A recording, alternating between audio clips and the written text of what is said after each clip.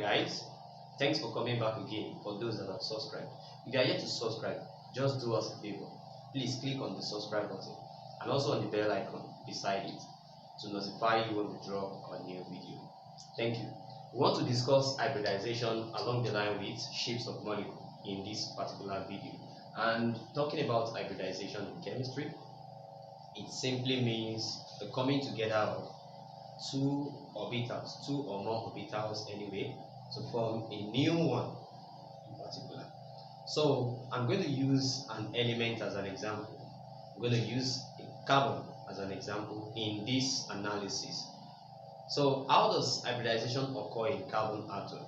However, so we're going to take it first from the electronic configuration of carbon. And I repeat again, hybridization deals with the joining together of two or more orbitals to form a new one. We are with orbitals like s orbital, we are familiar with p orbital, and we are familiar with d and f orbitals. So in the process whereby we join maybe s and p together to form a new type of orbital, so we assign a different name given to them, and such process is referred to as hybridization. So now let's take for instance carbon as an example, so from which we're going to explain hybridization as a topic. So now, taking carbon into consideration, carbon in the first 20 elements is number 6, so which implies that the first shell of carbon is filled up with 2 electrons. Then the valence shell, we call it the valence shell or the outermost shell, is filled up with 4 electrons. So meaning that carbon has 4 electrons in its outermost shell. So meaning we're going to have something like this: 2. This is the electronic configuration of carbon. 2, 4. So which I can also represent in this form: 2, then 1, 2, 3, 4. And I can also represent as 1s2, 2s2, 2p2. So this is the electronic configuration of carbon. So if I am to draw these orbitals for s and p, this is what I'm going to have. I'm going to have the s orbital, which is a single orbital but can accommodate 2 electrons spin in opposite direction. So meaning we're going to have this. Let me draw it a little bit bigger than this. So if I have this spin in opposite direction, so then I'm going to have, this is for 1s orbital, and the 1s orbital is filled with 2 electrons. So then we have the 2s orbital. The 2s orbital is also filled with 2 electrons. Then while the p orbital of carbon atom is filled with just 2 electrons, meanwhile it can accommodate 6. So this is 2s and this is 2p. This is 2s2 and 2p2. Good.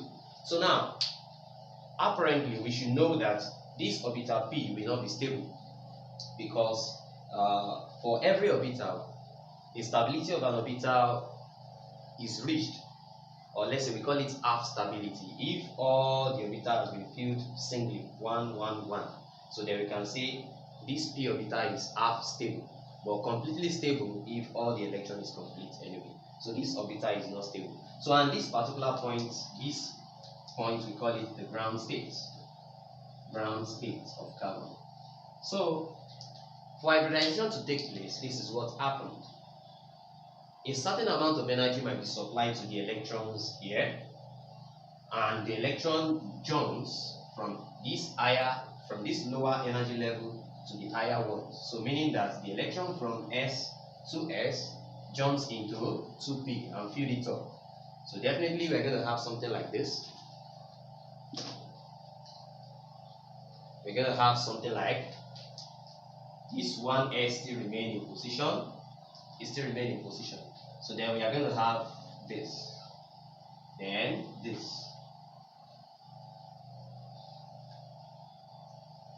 So we're going to have something like this.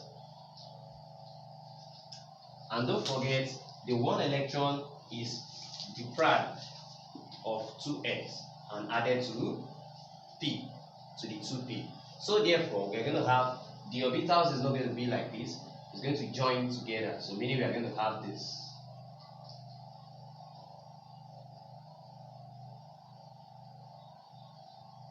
So we're going to have something like this. So here we have the S, we have this for P, and this and this. So don't forget this is S orbital, specifically 2s, and this is what? The 2p orbital. So we call this sp3 hybrid. sp3 hybrid. Anyway, it's a new orbital. It's not just S and not just P. So it is called sp3 hybrid. Though we have sp2, I think I'll need to explain what sp2 means. When the electron jumps, there can be different formation of those orbitals. The orbitals are new orbitals anyway, but they can form in a different ways. How? Because this is one way of which they can form, and we call that the sp3 hybrid.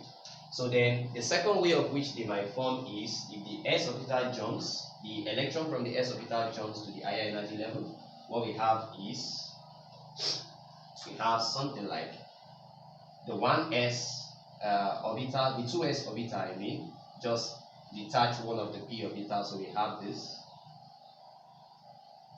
and we have this. Then these separate out. So here we have this, we have this. Don't forget, for p orbitals, we are going to have the px. Orientation of this will be x, and the orientation of this will be y, while the orientation of this will be z. So meaning that in sp3 hybrid we have this. This is for s orbital, and we are going to have px, py, and pz. Because according to Pauli exclusion principle, the electron in the same orbital cannot behave in the same manner, or cannot have the same value of all the 4 quantum numbers, so their orientation will definitely be different. So the orientation of this is S and Y and P. So meaning here, if I'm going to form, this is what we call SP hybrid. SP what? Hybrid. This is S, this is P, and this is PX. So then definitely we are going to have PY and PZ here. Sorry, PY. So we call this SP hybrid. And why this is what? SP3 hybrid. So then we have sp2 hybrid, and this is how it is formed. So the sp2 hybrid, these are the configuration of the orbitals once hybridization takes place. So meaning that it can actually be this sp3 or this or sp2. So this is how sp2 formation is going to be. The sp2 hybrid is going to be in this kind of formation. We have this.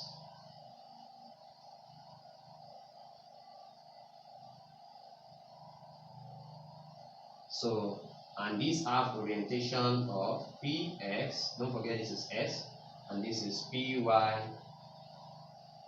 Then you have along the pz. So then we call this sp2 hybrid. We call this sp2 hybrid. So that is a typical example and explanation of how hybridization takes place using carbon as an example. So this is specifically carbon atoms. Carbon atom. So using hybridization as example. Viewers, you have to keep yourself hydrated every time. So let's continue. So going to, I think we're done with hybridization. Let's take the shapes of molecules as an example. Shapes of molecule. We should take a shape of molecule now. So we're done with hybridization. So let's look at the shapes of molecules.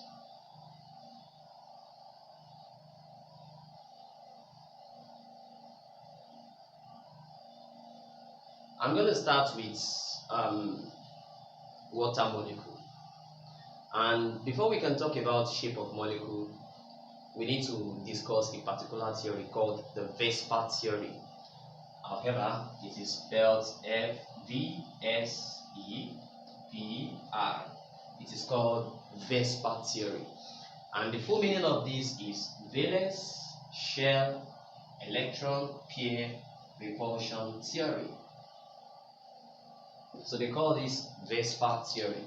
So I say it is valence shell electron pair repulsion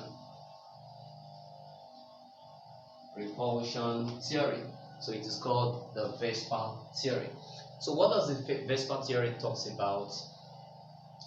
In an atom, let's take for instance oxygen. The electronic configuration of oxygen is 2 in, then 6 out. 1, 2, 3, 4, 5, 6. Sorry? 1, 2, 3, 4, 5, 6. So meaning that oxygen needed 2 more electrons to complete its configuration. So this is oxygen atom. It needs 2 more electrons to complete its configuration. And however, it still have 2 pairs of electrons. This is a pair. This is a pair here. And this is another pair. Anyway, we call them lone pairs. They are lone pairs. So we have 2 lone pairs of electrons in the outermost shell, or you call it the valence shell of oxygen.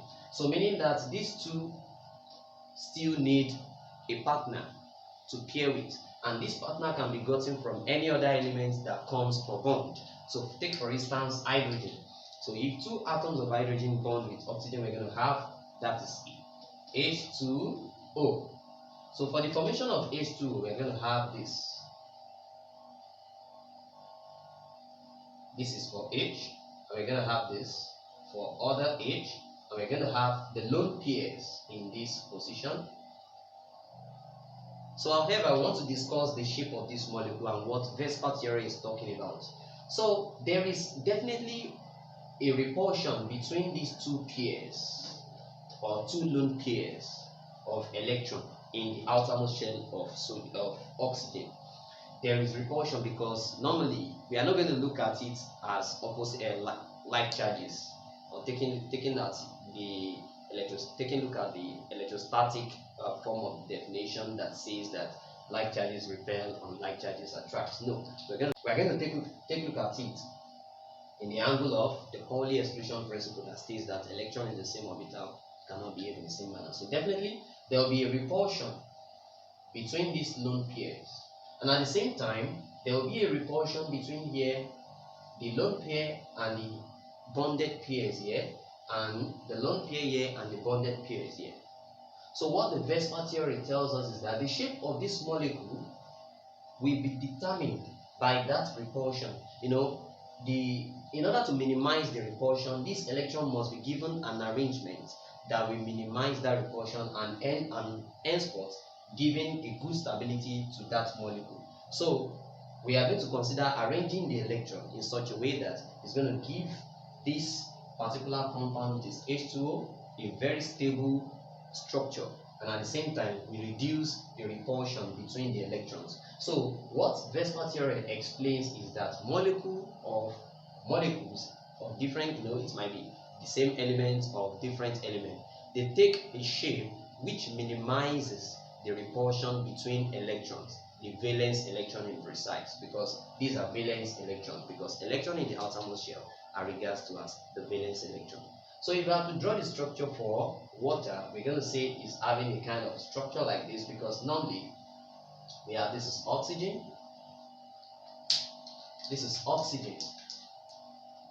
so then we have 2 lone pairs here, which are represented with dots. Then don't forget we have hydrogen here and we have hydrogen here. So the shape, the bond angle here is 104.5 degrees. That is the bond angle.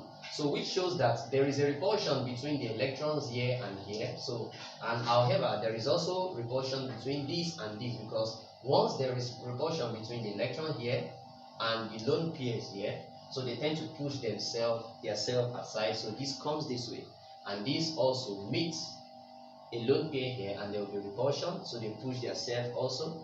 This also with this, there is a repulsion between them, so they have to push also.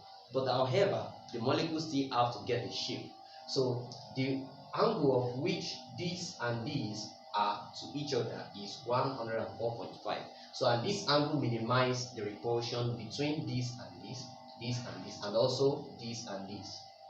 So this particular angle enables, if they are closer than this, there will definitely be a repulsion between them.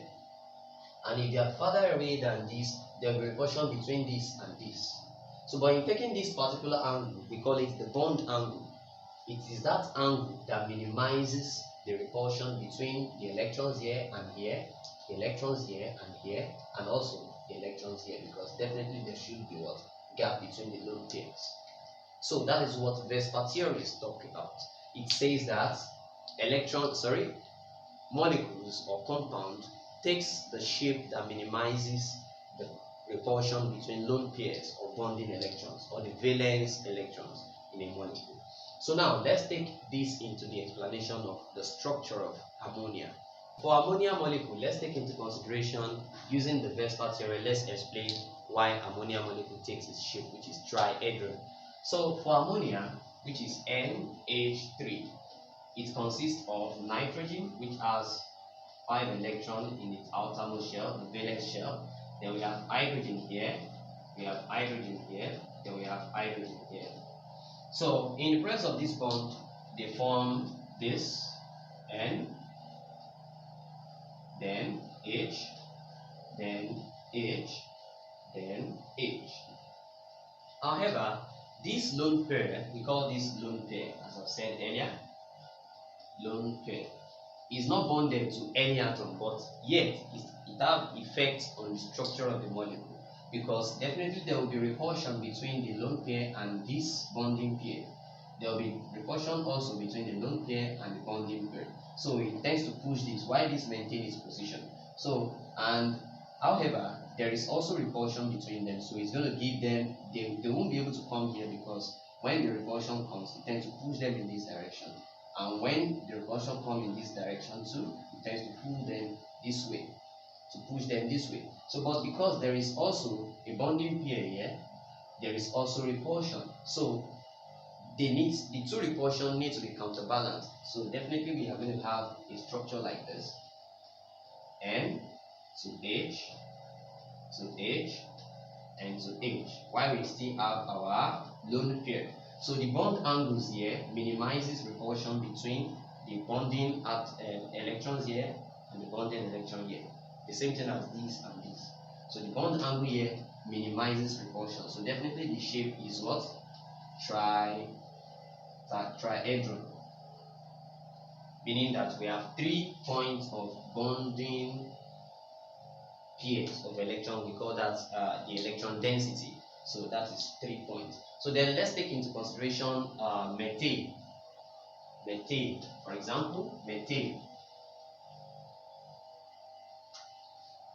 is CH4. So meaning carbon is going to have 1, 2, 3, 4. So they're bonded with hydrogen of this, and this. So in the presence of bonding, we're going to have this kind of shape. We're going to have this kind of shape, H, then goes this way, H, H. They call this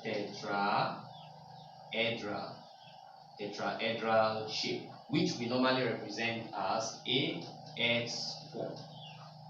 This A is the central atom, which represents carbon.